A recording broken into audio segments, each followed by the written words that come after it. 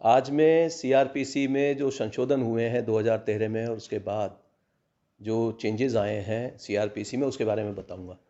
ये महत्वपूर्ण है कि 161 के अंतर्गत जो हम बयान दर्ज करते हैं, जो आईओ बयान दर्ज करता है, तो उसमें कुछ आंशिक परिवर्तन किए गए थे।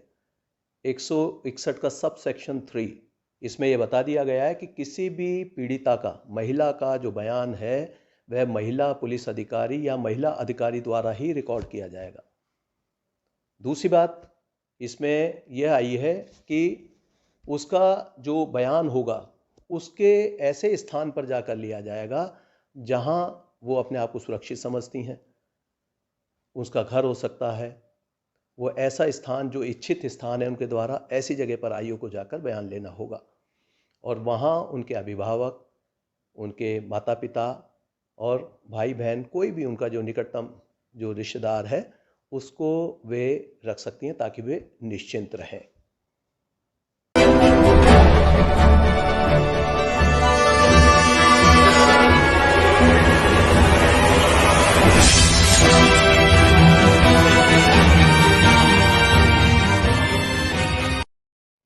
2009 और 2013 में कुछ संशोधन किए गए सीआरपीसी में, उसके बारे में मैं बताऊंगा कि बयान 161 के तहत कैसे दर्ज किए जाने हैं। इसमें सब सेक्शन 3 ये बहुत महत्वपूर्ण है।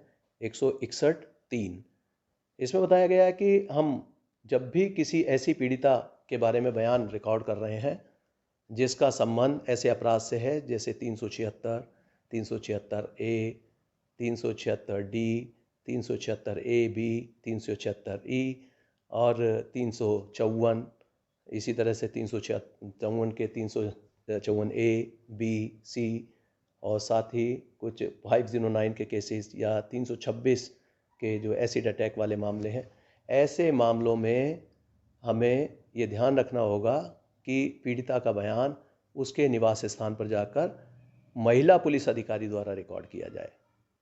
उसकी एफआईआर के बारे में भी पहले बताया जा चुका है कि जब भी कोई महिला पुलिस अधिकारी उनसे बातचीत करती है और लगता है कॉग्निजेबल ऑफेंस बना है, तो उनका जो बयान है वो लेकर या उनकी जो तहरीर है वो प्राप्त करके महिला पुलिस अधिकारी उनसे बातचीत करेगी, उसके बाद एफआईआर लिखाएंगी।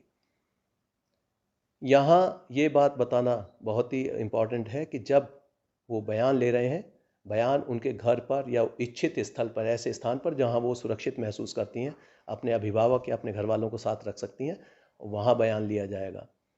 और ये बयान एकांत में ऐसे स्थान पर जहाँ, ताकि और किसी व्यक्ति को उसके बारे में ना पता चले, और इसकी ऑडियो वीडियो रिकॉर्डिंग भी करेंगे।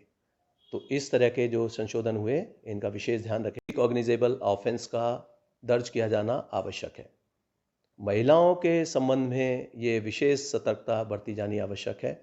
अगर इसमें एफआईआर लिखने में कोई भी कर्मचारी दोषी पाया जाएगा तो उसके विरुद्ध 166A आईपीसी का मामला तय हो जाएगा, वो उसके खिलाफ एफआईआर लिखी जाएगी। इसके बाद जब एफआईआर हो जाती है तो तत्काल मेडिकल एग्जामिनेशन किया जाना आवश्यक है, और इसमें कोई भी मेडिकल रिप्रेजेंटेटिव, जो मेडिकल अधिकारी है, वो मना नहीं कर सकते। उनको मेडिकल मुआयना करना पड़ेगा, लेकिन उनकी कंसेंट होनी चाहिए। इसी प्रकार से उसके जो पीड़िता के अंतर वस्त्र हैं वो भी उसकी सहमति से आईओ को अपने कब्जे में लेने चाहिए। अब मजिस्ट्रेट के समक्ष 164 का सीआरपीसी का बयान किया जाता है, जिसे कलमबंद बयान कहते हैं। ये अति शीघ्र कराना चाहिए, 24 घंटे के अंदर कराना चाहिए।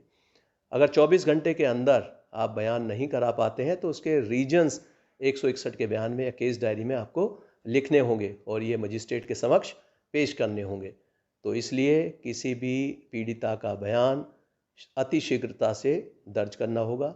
इन सभी मामलों में पर्याप्त संवेदनशीलता बरती जाए, क्योंकि ये ऐसे मामले हैं जिनमें अगर कहीं भी लापरवाही होगी तो कर्मचारियों को दंडित किया जा सकता है।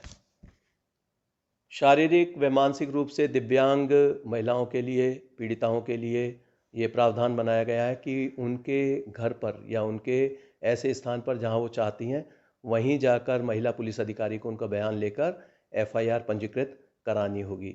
इसमें भी किसी प्रकार का लोप नहीं होना चाहिए। वहाँ यदि उनको किसी स्पेशल टीचर की या स्पेशल एजुकेटर की आवश्यकता है तो वह भी उनको उपलब्ध कराना पड़ेगा। इसके बाद कई बार ऐसी महिलाएं हो सकती हैं, पीड़िताएं हैं जिनको कानून की कम जानकारी है, उनको कानूनी सहायता चाहिए। तो यदि उनके साथ अपना कोई वकील नहीं है तो ऐसे में जिला विधिक सहायता प्राधिकरण से उनके लिए वकील अरेंज कराने की भी जिम्मेदारी पुलिस की है। इसके लिए प्रत्येक थाने पर एक पैनल रखना चाहिए, जो स्वयंसेवी ऐसे हमारे जो एडवोकेट्स हैं उनका एक पैनल हर थाने पर होना चाहिए कि उनमें से उनको बुलाया जाए, या पैरा इस तरह के लीगल हमारे वॉलंटियर्स होते हैं उनकी भी सूची होनी चाहिए जो इस प्रकार की पीड़िताओं की मदद करते हैं। गवाहों को बुलाने के लिए हम 160 सीआरपीसी के सफीना का प्रयोग करते हैं, उनको थाने पर बुलवाते हैं, या कई बार 41A का नोटिस देकर हम ऐसे एक्यूज़ को बुलवाते हैं जिसमें 7 साल से कम सज़ा का प्रावधान है। लेकिन किसी भी महिला को थाने पर बुलाने के लिए कोई सफीना 160 सीआरपीसी का जारी नहीं किया जाएगा। उनके बयान लेने के लिए उनके इच्छित स्थान पर या उनके सामान्यतः ऐसी स्थान पर जाना होगा जहां वो रहती हैं। पीड़िता के बयान को किसी भी दशा में किसी व्यक्ति को डिस्क्लोज नहीं करना है।